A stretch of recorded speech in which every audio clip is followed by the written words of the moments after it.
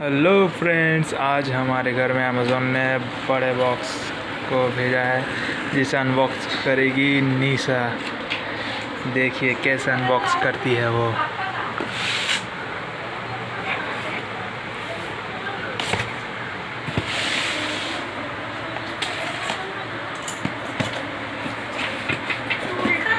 ये क्या, इसमें तो सिर्फ रद्दी कागज़ भरा हुआ है। ओके, उसके बाद है ये क्या है, लाइफ बॉय का है हैंड वॉश।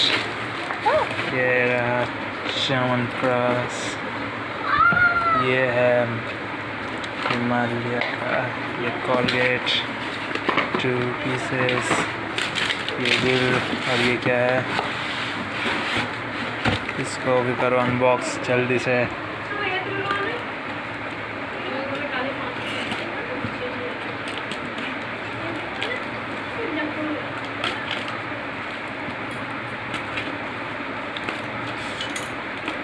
पैकेजिंग अच्छा है अमेज़ॉन का।